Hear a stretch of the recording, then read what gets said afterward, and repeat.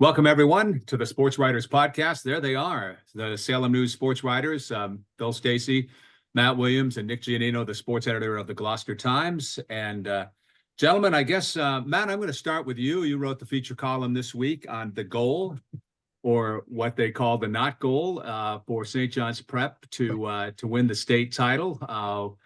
I have some stuff to say about that as well from the previous goal that did not get called their way in the game. But Matt, why don't we begin with you and then Yeah, Phil or please whatever. let's discuss. I mean, I thought it was very interesting. I think there's a number of angles. I mean, it is. I feel very comfortable saying this, and I haven't been around St. John's hockey as much as Phil has over the years or as long, but this is going to be the most viewed goal in the history of St. John's Prep. I mean, the video online from Spit and Chicklets has been seen almost a million times. A million times. I mean, that's a lot, you know. 1 million times. Yeah, exactly like this. I mean, we love our guy Bernie, right? He posts his videos, the highlights of the Dangle Fest through the legs and the Gloucester and everything. But I don't think any of those have been got a million views, right? I mean, so and the thing I said was, we did Dr. Evil, right? And now we have to do Cosmo Kramer because it was a million to one shot, Doc, right? I mean, you could play that game out 1,000 times and it would never happen exactly the same way again. But my thought was just to say that, hey, you can't blame the MIAA for this. And I see people on X and Twitter and piling on. I mean, last night, for crying out loud, the MIAA post the list of the winners of the Boston Bruins Sportsmanship Award.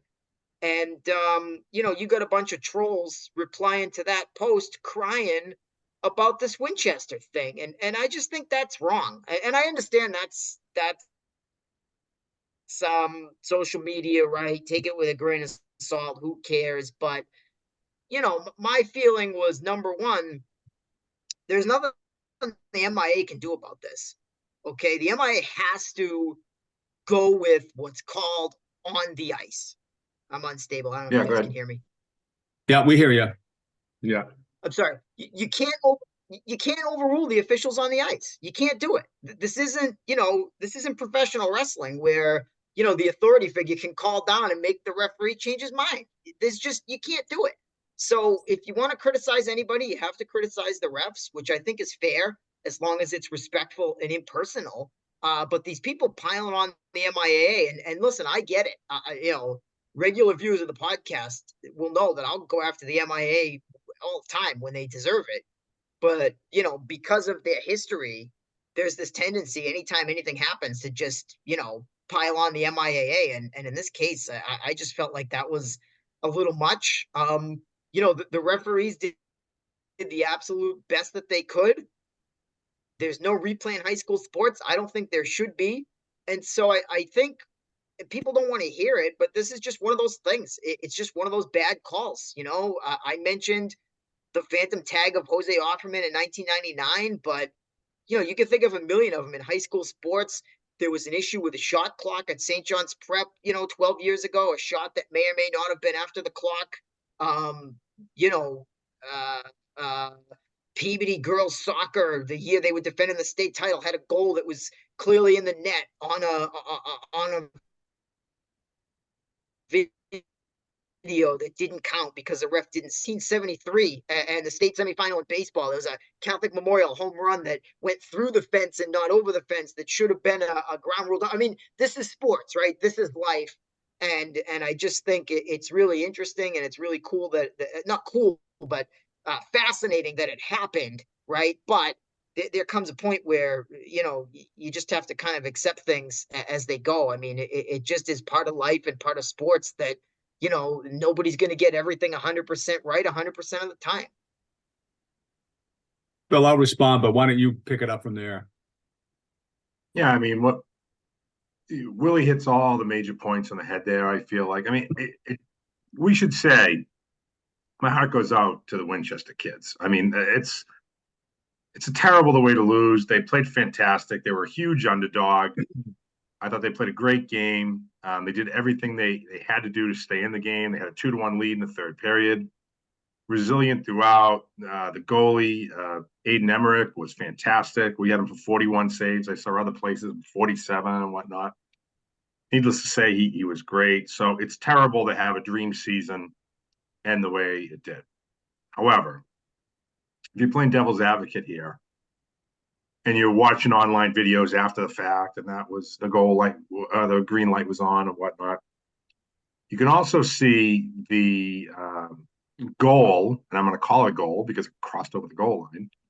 Goal that St. John's Prep scored with 14.5 seconds left in the second period that was ruled a no goal because from the angles that I've seen, it seems like the official that was down at the goal line was in the corner and not near the net where he normally would have been to signal if it went over the line or not. You can watch video and it clearly shows it went over. I mean, it's not even close. It clearly went over the line. Emmerich sees it go over the line, grabs it, swoops it back in. The official comes over. They blow the play dead. They couldn't see what happened. I mean, the Prep coaches were furious, but it is what it is. Like, it's not going to change it. Ranton and Raven isn't going to change the official's call. So I'm not saying that equals a last millisecond championship winning goal. What I'm saying is if St. John's scores at that point, it's 2-1 going into the third period. Now, how does the game change? Who knows? Maybe Winchester still ties it. Maybe St. John's Prep goes up 3-1, then it's a completely different game. So I guess the point I'm saying is each team had a goal taken away. One is certainly going to be magnified much more than the other, but St. John's also had one taken away too. So as Willie said, it's human error. It's unfortunate it happens in a game of this stage and where it can be viewed by a million different people on social media. I read something with Dan Shine, the MIA hockey chair liaison for the MIA, a longtime AC coach, said, well, we can't have goal judges at every venue, so we need to keep it fair and not have any of them. My thought would be, well, when you're at the Garden for a state championship, maybe you want to think about having goal judges there. It might not be the worst idea in the world. You don't have 4 referees for a first-round playoff game like you do in the finals. So I think you can bring in a goal judge at each end at the Garden to work. You can find 12 people who would do that for the 6 games on championship day. Totally agree with everything I've heard so far. I mean, I really think that goal that you're referring to, Phil, in the second period that the Prep scored the goal, and it looked like a goal to me. It looked like the official came in to wave it off well after it was in the net. It disappeared, So, I mean, to me, that's a goal. Now, does that mean that you get one bad call each way? Is that how it's supposed to work? I don't know, but it's really unfair for the Prep. At that point in that game, they would have been up and they would have been killing the play rather than trying to attack for what wasn't a goal, apparently, according to the to the videos that you see, the end of the game goal, because it came in a little bit late. But that's the call, and like Willie says, that there's no allowing for instant replay. I mean, the Garden would have that capability, but it's not in the rules. And so it's not the MIAA's fault. I agree with Willie. I've criticized the MIAA many times over the years, but this is not one I can really do that on, obviously. It's on, and to your point, Phil, very unfortunate for Reading to be where they were at and then see Winchester. I'm sorry. Yeah. Nearby. No, Winchester. Yeah. But you're right. I mean, it hurts. I get it. It hurts badly, so let me drag in Nick G. Clarify. Go ahead. Can I ask? So the Prep goal that didn't count, right? The referee did not claim it didn't go in the net, right? He just said that he had it dead. He had it trapped before the goalie lost it, or there was a hack or whatever, right? So he lost sight of the puck. He lost sight of the puck was what the explanation he gave the coaches. Right. So it's not as if he claims it didn't go in the net. He said, yes, it went in the net, but the play was dead in my head in the whistle before that, which I would just say, and I do agree with you guys that it evens out, but I would say that that's fairly common. I mean, I see that happen 4 or 5 times a year where there's a puck that goes in, but it's dead in the head and it's no goal. That's kind of a much more common part of the game than missing the clock, which would really only happen at the Garden because the Horns at the regular venues are so much different, so much more synced up, and you have such a better opportunity to see the scoreboard clocks, right? So you know, that I think they're equal, but I think they're also kind of not equal. And one other point there, Bill, just not to leave you hanging out on a lily pad there, Nick, but um, this was the fifth of 6 games at the Garden this day. First game went to triple overtime. So before the puck had even been dropped in the second of 6 games, they were running 90 minutes behind. Instant replay, if it were the same for every game and whatnot, and everybody used instant replay, say a couple times a game, that would have pushed the last game past midnight. I mean, you can't do that. It doesn't make sense. So yeah, it's lousy. It really is. And I'd like to think we would say the same thing if the shoe were on the other foot and it was Winchester that scored and St. John's, lost the title on that. But, it's human error and it's unfortunate, but it happens. And, you just have to, I mean, this sounds cold, but you just have to learn to live with it. Yeah. And yeah, it's tough. There's no doubt it's tough for Winchester. Nick? Yeah, I mean, I don't really have anything to add. I think these guys pretty much covered it, and I agree with their take on this. I think the biggest thing is just the magnitude of the game, right? This is the state championship. This is the last game of the season. This decided who was going to win the state title. If this was a regular season game or something, we probably wouldn't be thinking too much about it. And that's, again, it's unfortunate that it had to end that way, but I don't think, like they said, I don't think you blame the MIAA. I think it happened so fast in a split second. I mean, even if you watch that video in live time without slowing it down and pausing it to see when the light went on, you can't tell that he didn't get that shot off in time. And if I'm on the ice and I'm a referee, I mean, that's a tough call to make. It looks good in live time. I mean, how many people at the arena when it happened were saying that was no goal right away? I mean, right? You guys probably said, "Oh, game winner." Could you tell when he was it close enough where it was like, did he get that off, or was it? I mean, I'm asking. I mean, it was you guys bang play, certainly. What's that? It was definitely a bang play, but I don't think either one of us with 100% certainty said, "Oh, that shouldn't be a goal." Right. So again, to be honest, if I'm being completely honest, from our point of view, it was, wow, we're right up against deadline and this game's not going to overtime. Thank God. yeah. Well, yeah, I mean, I kind of to give people, and I have to say, leave it to the basketball guy to remind everyone how difficult it is to do this in real time, right? Because that's what they always say about basketball, fouls and non-fouls. It's like, yeah, on ESPN, when you slow it down and show the replay, you can tell there was no contact, but right. you don't get the opportunity to do it, right? It's in real time. So kudos to Nick for being the basketball guy for making that great point. Well, and I think about there was a clip that went viral maybe a month ago maybe a couple of weeks ago for a high school basketball state championship. I forget what state it was in. I think down south, but that's neither here nor there. You can probably find it online. This team hits a game winner at the buzzer. Clearly the shot was off before the buzzer sounded. Referees came together and said, no basket. They said it was after the horn. And there's video evidence, just like in this scenario, that shows that he did get the shot off. So they got their championship ripped away.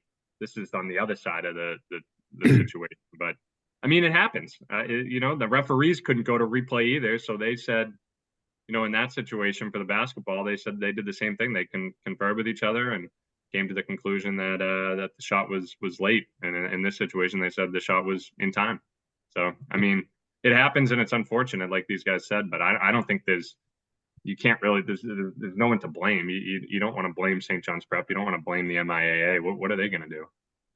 Nick, I want to, when you think of basketball at the Garden, if you're at the Garden and you launch a shot, what happens with the backboard? It all lights up in red when the time zeroes out, right? So they don't really have that in hockey. And like to Phil's point, there was no goal judge. Right. So, I just think that there's that. But they don't have that in a second round game at, say, I don't know, Beverly High. The backboard doesn't light up like that. So the point, going back to the point that Dan Shine made, like, well, we can't have a goal judge at every rink in every game. Not every rink was equipped for that. Well, how many other gyms are equipped with a backboard that lights up when the shot clock goes off? I mean, No, I'm just saying that the structure here for these refs, it wasn't perfect to begin with, and I think we're saying the same thing, to be quite honest with you. My one point is, let me just add to what I was saying. When the prep had the puck, come bringing it inside the blue line, I looked up at the clock, and I want to say there was 3 seconds or less on the clock, and then they scored. My gut feeling was, wow, they covered a lot of ground, and there seemed to be a scramble out in front before that puck went in. Having said that, I don't know what the clock was, when it ended, and I don't even know where I was. I was further away than you guys, Matt and you, where the puck was at any given time. I couldn't see it, so. Yeah, we had a pretty good view. It was right underneath us. Yeah, I had a pretty good view at the other end of that prep goal that we called a goal, in the second period, that they didn't give them to the prep. So, maybe we've beaten this to death. Yeah. And no, I'm just going to add that, Phil mentioned the instant replay thing, and I think a lot of people are coming at the MIAA for not, implementing an instant replay, especially at a venue like the Garden where they have that capability pretty easily, with the Bruins and Celtics playing there and all the technology they have. But if you don't have instant replay in any other round or any other games, why would you add it for the state championship, right? It's just not, it doesn't make sense. And maybe that's something they look at down the line because of what happened, but I doubt it. Bill, maybe you guys, I want to jump to the Marblehead game for sure as well, because what a performance, what a statement win for Marblehead hockey, historic win in a way for sure. But before we do that, any other comments on the prep season, anything else to share with us? We've kind of just been badgering on this last goal here quite a bit, but it's what people are talking about. Yeah, I mean, they checked off every possible goal they set for themselves. They won the Pete Frady's tournament end of December for the first time since 2015. They won the Catholic Conference for the first time since 2013. They were number one in the state all year long, and they went into the playoffs as number one. They won all 5 games and brought home a state championship. So, hey, every time one of these things happens, we get they recruit and they do this and blah, blah, blah, blah, blah. It's like, it gets tiresome, honestly. It's like, hey, it is what it is. Catholic schools are part of the MIAA, and people want to complain about it. And this is coming from a public school guy whose kids go to public school. So I get it, but they're not doing anything that they shouldn't be doing. I mean, they're playing by the same rules as everybody else, and they're no different from other Catholic schools. They've just done a great run lately. And I say hats off to them. Great job by the players. We haven't even mentioned, AJ Farisi, first-year goalie, winning the state title his first time around. Guys who came over from Danvers High, Caleb White, Brady Plaza, helped the team win a championship this year. They both had great seasons. Plaza assisted on that game-winning goal by Ty.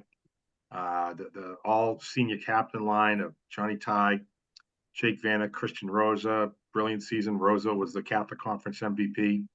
When they had depth, they had great coaching. Coach Hansen wins his 250th game at the prep and the title game win. His assistants, Dave Hennessy, Jeff Taché, Scott Hentosh, been with him all 17 years, every step of the way. 3rd title in 9 playoff seasons, if you don't count that COVID year.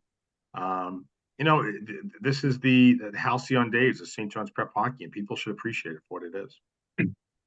Well, I think that's part of it too, right? The controversy here is like, it's St. John's, right? It's like people are like, really, they needed some karma. Like, they don't win enough. They really needed the luck of the bounce to go their way.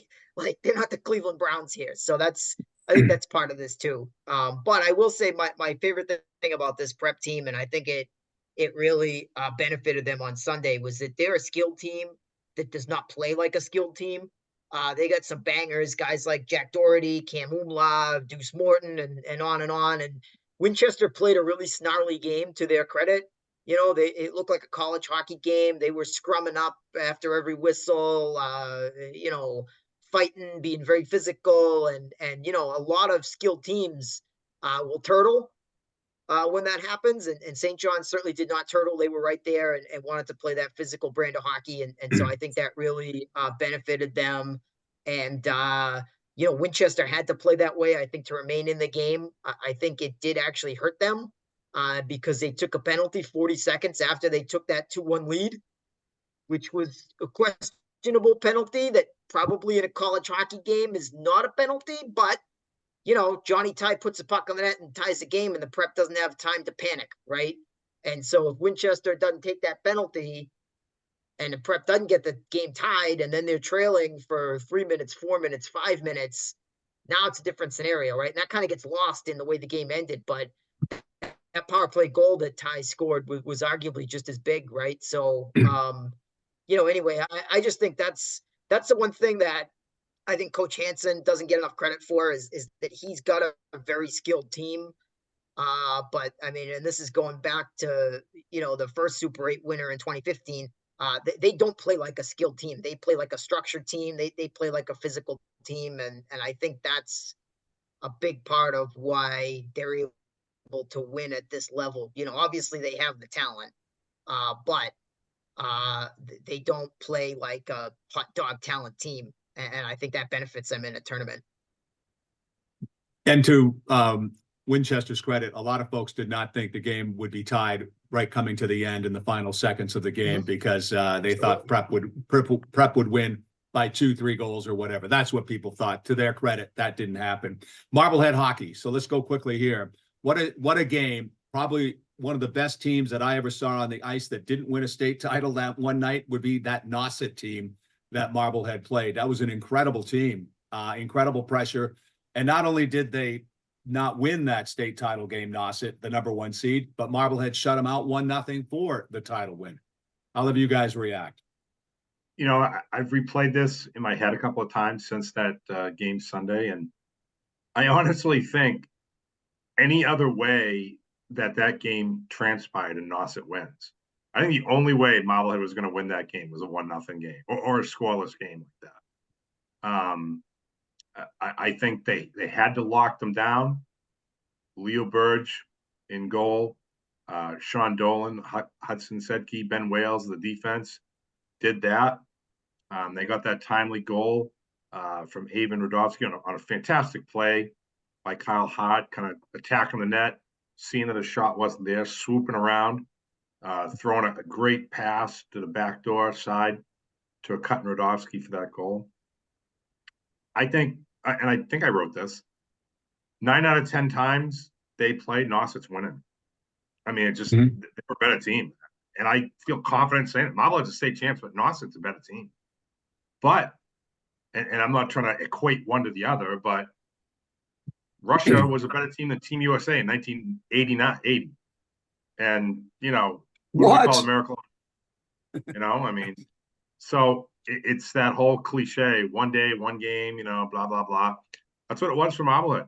They just did exactly what they had to do to win, blocking shots, scrumming it up along the boards. There was a play where I think it was Hart, kept the puck in his skates for like 30, 35 seconds along the wall late in that third period to kill time in the offensive zone when Nauset was trying to rush up the other ice and get their goalie pulled. They just did everything they had to do. I think scoring early definitely helped, when they scored in the first period. But to hold that Nauset team off that had scored more than 120 goals, hadn't been shut out all season, had been destroying opponents all playoffs. I don't think it's hyperbole to say it's not only one of the great all-time championship wins in state hockey history, but when you consider, and hey, I know, what's the phrase there where if you, Jesus, sorry, I'm not feeling great. My brain is swimming, but we were the ones who at first dug it out that Marblehead started 0-6 and they were 2-8, and everybody's gone and run with that. That's imitations of Sears falling flat. Is that what it is? Okay. Anyway, that's been said ad nauseum now, but for them to start 0-6 and looking like this is going to be a lost season, to celebrating at the Garden, beating the number 1 seed after beating the number 3 and 2 seeds to get to that point. So you beat 3-2-1 in succession and winning the second state championship in program history. I don't think it's hyperbole to say that is one of the greatest championship runs of any team, certainly in the North Shore, of all time. And I love championship celebrations, like being able to view them, especially at the Garden from up above. And I think it's great when all the players pile on goaltender, in this case, Burge, and everyone goes crazy. But what I really liked was seeing the Marblehead coaching staff. And they still have a lot of young guys, former headers on that coaching staff. You got Kalinowski, Gillis, and Kyle Koopman. They all run onto the ice with head coach Mark Maffioni. And the players notice them and start sprinting toward them and give them huge hugs. I still see Sedke and Gillis, and Sedke literally lifts Gillis, who's a big guy, right off his feet in a hug and that kind of thing. Like, so to me, that was that encapsulated what that team and the championship was all about. Bat? I was just a great job. I mean, we see this in hockey, so like I'm a little reticent to call it like a miracle. I don't think it would happen often. Maybe not one. To my mind, it's like maybe 2 out of 10, 3 out of 10, as opposed to 1 out of 10, which is still like overwhelming, right? I don't know if Marblehead could beat that team in a 7-game series, but they were prepared, right? You've got to credit Marfione and that staff, and you've got to credit Sedke and the defensemen, Walls, Grenier, and the like, just because they bought into the game plan and they executed it perfectly. And, I'm sure that these guys were up all night studying this team,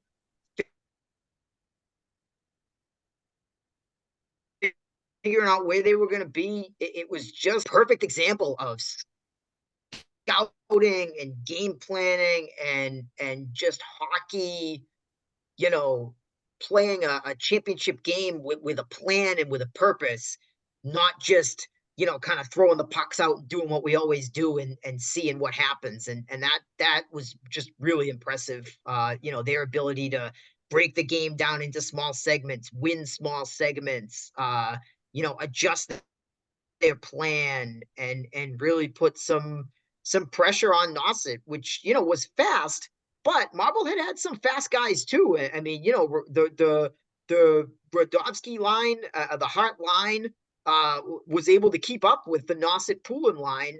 And there were times when Poulin's line was trying to get away from the Hart line, which, going into the game, you would have almost expected that to be the opposite, so that Marblehead could generate some offense. So, just kudos to those guys. It was great to see.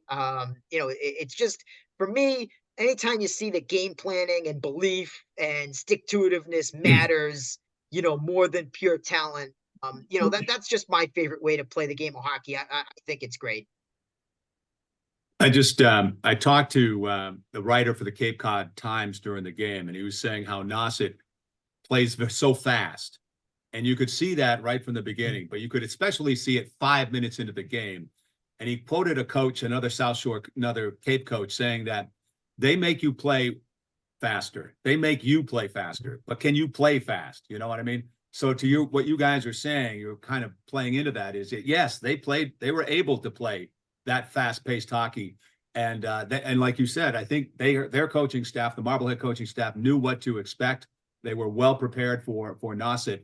And again, totally agree with you that I wouldn't be betting on Marblehead against Nauset in a 7-game series. But I'm thinking, though, didn't that third period start off kind of slow and sluggish compared to the first 2 periods in that game? Yeah. And that surprised me. Yep. Not to mention that Nauset turned it back on and so on. But so I don't know what happened, but they slowed down to start that third period. I thought maybe they were, like a pitcher will throw a change up or, something like that. I thought they were just trying to mix it up for a few minutes, but it was kind of a slower third period. Well, and you got to say too, and there were some people on different teams that brought this up throughout the day, but it was really hot in there. The ice was pretty soft, right? As Phil mentioned, there had been games all day long.